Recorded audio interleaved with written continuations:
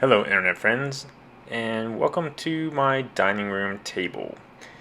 In this video I will be continuing the inventory of my RV-14 wing kit.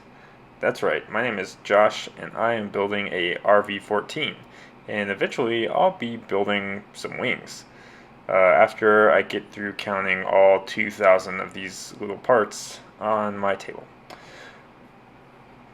Okay, and so the most annoying part of this is that you do have to count 2,000 parts at least. I wouldn't be surprised if there were 5,000 parts that got counted.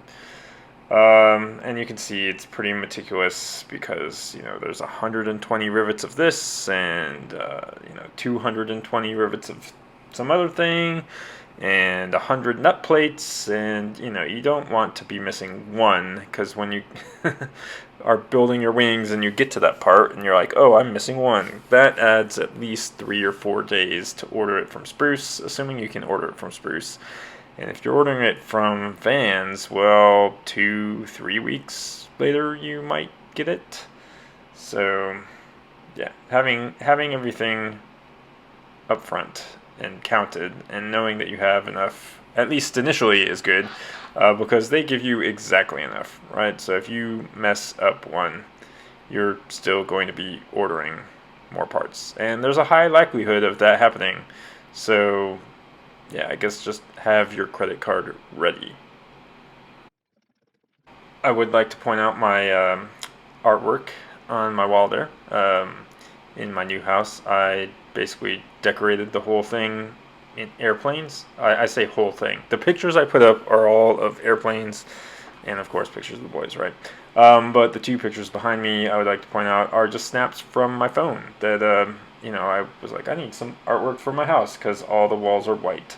So I just started scrolling through my phone and found pictures of my old Mooney and thought these might look awesome on the wall, and I took them to Walgreens and had them print them in 16 by 20s, I think 16 by 20s. And so anyway, they turned out awesome, so I put them on the wall. And I did get some help from my son. Again, kids are great for counting small objects, pretty efficient at putting them in rows too and grouping the objects by size. Which really helps you count all the little small objects like AN bolts. It was a little frustrating. I did end up going and getting my calipers out because for 3 or 4 or 5 of the sizes, I got the completely wrong size AN bolt. I'm not sure how that's possible. Well, I know exactly how it's possible. It's because they all look exactly the same, and AM bolts are sized by 30 seconds difference. So, yeah, this is me trying to figure out why, I should have like a AN10 and I have a AN16. And then thinking, is this me that's messing this up somehow? Let me measure it 8 different times. And be like, nope, it measures the same size every time. I wonder why it's wrong. And it's wrong because it's simply the wrong bolt. So that is the answer. So Vans, I will be asking you for a couple different AN bolts. Alright, here's another example, making things easier to count, putting all these nut plates in neat little rows there. And maybe I'm just bad at counting. Like, I'll put it in the bag and I'll be like 88, 89. Wait, no, what number was I on?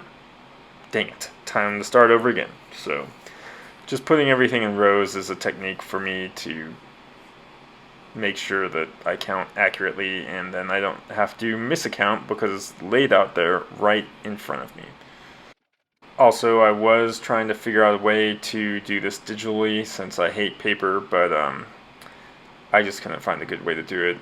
I had to put a text box on each little thing, and Vans didn't send me one that, was text fillable, which would be my preference, and the level of effort to make it text fillable was high. So I just opted for the paper, but I will be scanning this with my phone after I click done on this video, so then I will have it forever. Speaking about phones, if you want to come chat RVs on your phone, come join our Slack group. The link is in the description of this video. and I'll see you in the next one.